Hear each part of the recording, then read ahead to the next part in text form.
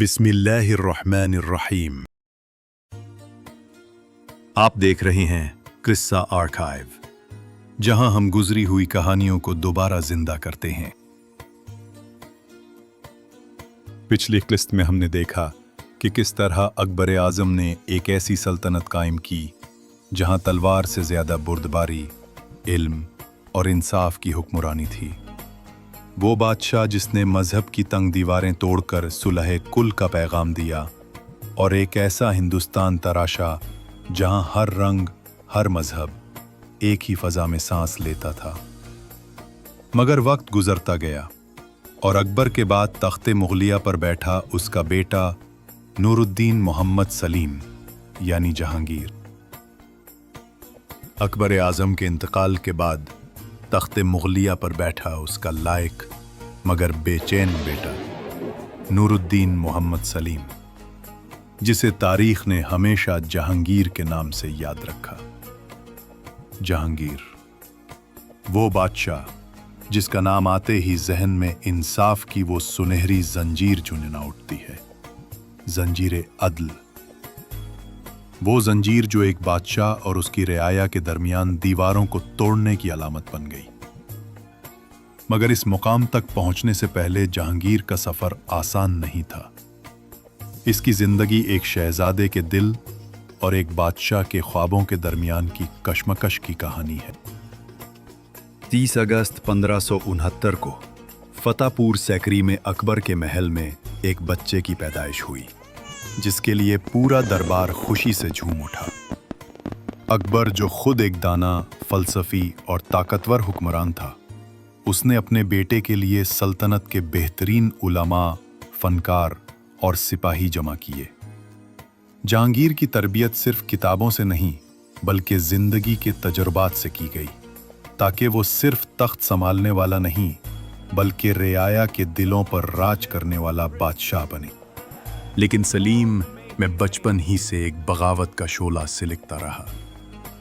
وہ صرف ایک فرمانبردار بیٹا نہیں تھا، اس کے اندر ایک خود مختار انسان بیدار تھا جو اپنی مرضی سے جینا، سوچنا اور حکومت کرنا چاہتا تھا۔ اس کے دل میں یہ احساس جاگا کہ شاید اس کے باپ کی سلطنت میں اس کے لیے اپنی شناخت بنانا ممکن نہیں۔ نوجوانی میں وہ اتنا بے قرار ہوا کہ ایک دن پورے دربار کے سامنے اکبر کے خلاف بغاوت کر دی۔ یہ منظر تاریخ کے صفحات پر درج ہے۔ باپ ایک طرف، بیٹا دوسری طرف، ایک سلطنت دو حصوں میں بٹتی ہوئی محسوس ہو رہی تھی۔ اکبر کے لیے یہ لمحہ ایک باپ کا نہیں بلکہ ایک بادشاہ کا امتحان تھا۔ مگر آخرکار خون کی پکار نے سب کچھ بدل دیا۔ اکبر نے اپنے بیٹے کو معاف کر دیا، محبت نے بغاوت پر غلبہ پایا، اور اسی معافی نے جہانگیر کے دل میں ایک نئی نرمی، ایک نئے انصاف کا بیج بو دیا۔ 605 عیسوی میں جب اکبر کا سورج غروب ہوا تو تخت مغلیہ پر طلوع ہوا جہانگیر کا دور۔ ایک ایسا بادشاہ جو اپنے باپ کی عظمت کا وارث بھی تھا اور اپنی راہ خود تراشنے والا بھی۔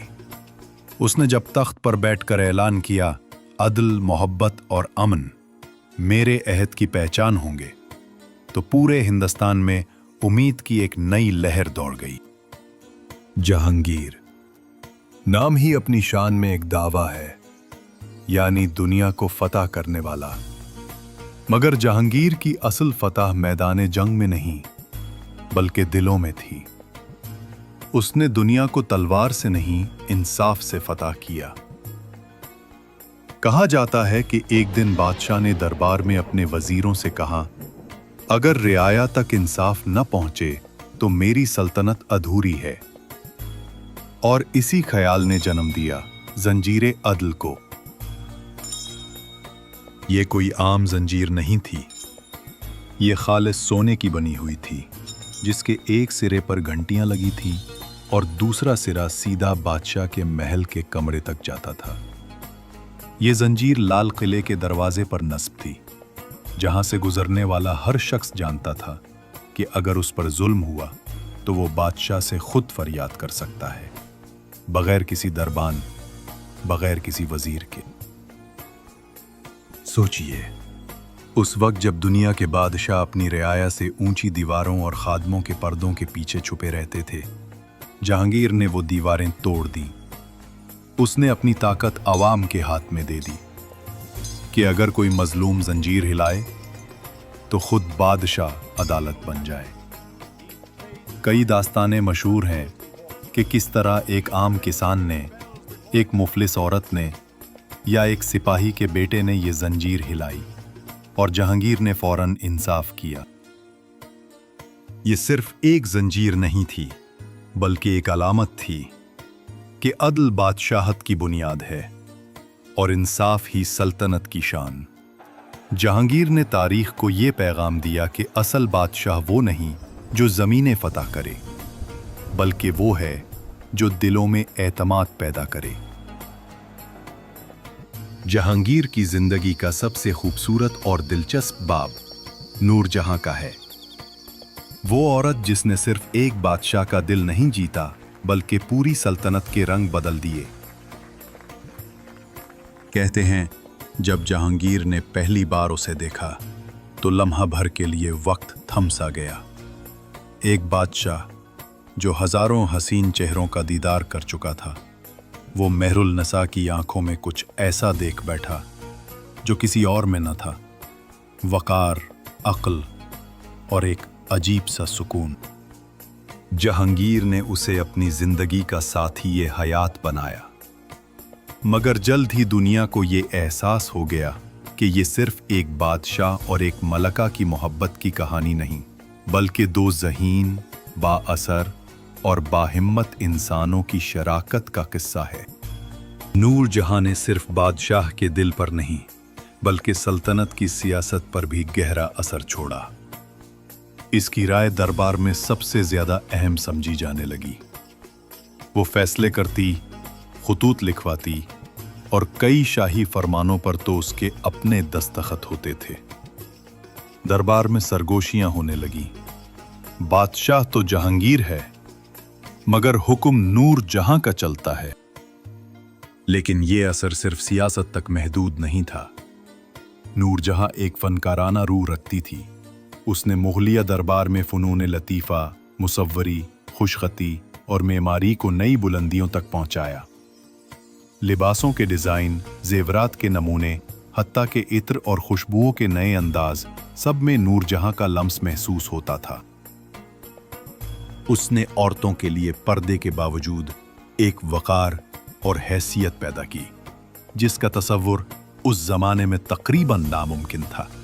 कहा जाता है कि जब नूरजहां दरबार में दाखिल होती तो दरबारी एहतराम से अपनी निगाहें झुका लेते। उसके अंदाज में बादशाही शान थी, मगर दिल में नरमी और एहसास भी। जहांगीर के दिल में नूरजहां के लिए मोहब्बत बेपनाह थी और नूरजहां के दिल में सल्तनत के लिए अक्ल तदबीर। इन दोनों ने मिलकर मुगलिया तारीख में एक ऐसा दौर रकम किया जिसे आज भी मोहब्बत और इख्तियार का सुनहरा जमाना कहा जाता है। जहांगीर के दौर को अक्सर अमन, इंसाफ और फ़नून लतीफ़ा का सुनहरा जमाना कहा जाता है, मगर हकीकत यह है कि ये वो दौर भी था जब मुगलिया सल्तनत अपनी ताकत के उरूज पर पहुंचकर तारीख के एक नाजुक मोड़ पर खड़ी थी। जहांगीर के हुक्म से सल्तनत की सरहदें शुमाल में कश्मीर की बर्फपोश वादियों तक फैल गईं। मशरिक में कांगड़ा के किले मुगल इल्म के साए तले आ गए और जुनूब में दक्कन के वसी मैदानों में मुगल परचम लहराने लगा। हर सिमत फुतूहात की गूंज थी। दरबार में कासिद रोज नई कामयाबियों की खबरें लाते और फनकार, मुसव्विर, शायर सब अपने अपने फन से इस अजमत को खिराज तहसीन पेश करते। लेकिन इसी वक्त तारीख के धारे में एक नया मोड़ आया। सन 1615 ईस्वी में एक गैर मुल्की ताजिर सर थॉमस रो अंग्रेज ईस्ट इंडिया कंपनी की नुमाइंदगी करते हुए जहांगीर के दरबार में हाजिर हुआ। वो एक सफीर के तौर पर आया था, मगर उसके अल्फाज के पीछे एक सदियों की चाल छुपी थी। दरबार जहांगीरी में जब वो दाखिल हुआ तो सामने वही शान और शौकत थी जिसने पूरे एशिया को हैरान कर रखा था। सोने के सुतून, चांदी के फर्श, ऊद और कस्तूरी की खुशबुओं से महकता महल और तख्त पर बैठा इंसाफ पसंद बादशाह जहांगीर। थॉमस रो हैरान रह गया। उसने अपने खत्तों में लिखा कि मैंने ऐसा बादशाह और ऐसी शान कभी यूरोप में नहीं देखी। मगर ये मुलाकात महज एक तारीखी मंजर नहीं थी, बल्कि हिंदुस्तान की तकदीर बदलने का आगाज था। जहांगीर ने अंग्रेजों को तिजारत की इजाजत दी, सिर्फ चंद बंदरगाहों पर सौदागरी की इजाजत, जिसे उस वक्त एक मामूली सी रियायत समझा गया। मगर अंग्रेज जानते थे कि अगर उन्होंने तिजारत के बहाने कदम जमा लिए तो आने वाले बरसों में यही बंदरगाहें उनके किले बन जाएंगी। जहांगीर के दौर में सल्तनत की ताकत बिलाशुबा बेमिसाल थी। दरबार में सोना चमकता था, खजाने भरते जा रहे थे और फनून लतीफ़ा अपने उरूज पर थे। लेकिन तारीख कभी एक रुख पर नहीं चलती। एक तरफ मुगलिया सल्तनत अपनी बुलंदियों पर थी और दूसरी तरफ अंग्रेज खामोशी, नरमी और तदबीर से अपनी जड़ें जमीन के अंदर मजबूत कर रहे थे। जहांगीर की जिंदगी एक शाहाना ख्वाब थी, मगर हर ख्वाब की तरह इसमें भी एक ऐसा वक्त आया जब हकीकत ने अपना रंग दिखाना शुरू किया। दुनिया जहांगीर को इंसाफ और मोहब्बत के बादशाह के तौर पर जानती है, मगर उसकी जिंदगी का दूसरा पहलू भी कम दिलचस्प नहीं। ये वो पहलू है जो किसी भी बड़े इंसान को कमजोर कर देता है: शोहरत, ताकत और ऐशो इशरत का नशा। जहांगीर के बारे में तारीख बताती है कि वो शराब और अफ्यून का दिलदादा हो गया था। शुरू में ये सिर्फ तफरीह थी, मगर आहिस्ता आहिस्ता वही तफरीह एक आदत बन गई और फिर आदत एक कमजोरी। कहा जाता है कि दिन भर की थकावट के बाद बादशाह जब अपनी निशिस्त पर बैठता तो सामने सोने के प्याले में शराब पेश की जाती और महल में मौसीकी की आवाज गूंजती।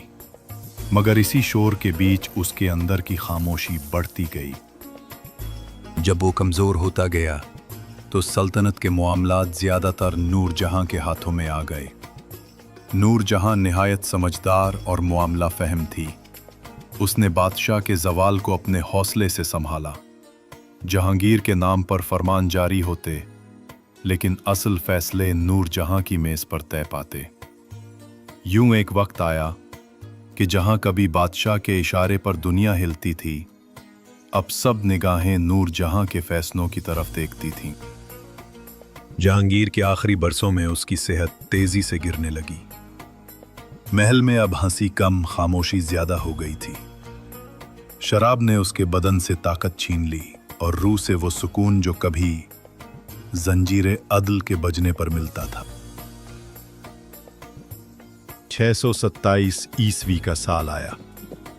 जहांगीर कश्मीर की वादियों में सैर के लिए गया, शायद आखिरी बार। कहते हैं वो पहाड़ों, नदियों और ठंडी हवाओं में अपने बचपन की राहत ढूंढता रहा। मगर वापसी के सफर में जब वो कश्मीर से लाहौर की तरफ रवाना हुआ तो रास्ते में ही उसकी हालत बिगड़ गई। काफिला रुक गया, सिपाही खामोश, वजीर खामोश और नूरजहां। उसकी आंखों में वो खामोश आंसू थे जो किसी सल्तनत के जवाल से नहीं, बल्कि एक मोहब्बत के बिछड़ने से बह रहे थे। जहांगीर ने वहीं आखिरी सांस ली। शाहदरा, लाहौर में उसकी तदफीन हुई। आज भी उसका मकबरा खामोशी से खड़ा है, जैसे वो खुद अब भी अदल और मोहब्बत की पहरेदारी कर रहा हो। मज़ार के कतबे पर लिखा है, अगर दुनिया में कहीं बेहिश्त है तो यहीं है, यहीं है, यहीं है। ये अल्फाज जैसे जहांगीर की पूरी जिंदगी का खुलासा हैं। एक बादशाह जिसने दुनिया देखी, मोहब्बत की और आखिरकार सुकून पाया। मिट्टी की आगोश में। अगली किस्त में कहानी दाखिल होगी एक ऐसे बादशाह के अहद में जिसने मोहब्बत को मोहल्लात से निकालकर संगे मरमर में जिंदा कर दिया। वही शाहजहां जिसने अपनी महबूबा की याद में वो इमारत तामीर की जो वक्त के हर तूफान के बाद भी कायम रही, ताजमहल। मगर ताजमहल सिर्फ मोहब्बत की अलामत नहीं, ये एक बादशाह के टूटे हुए दिल और एक शौहर के अबदी फिराक की दास्तान है। तैयार रहिए अगली किस्त के लिए। शाहजहां, इश्क, अजमत और तन्हाई की दास्तान। अगर आपको ये वीडियो पसंद आए तो चैनल को सब्सक्राइब करें, बेल आइकन दबाएं और अपनी राय कमेंट्स में जरूर दें। किस्सा आर्काइव के साथ हम गुजरी हुई कहानियों को दोबारा जिंदा करेंगे।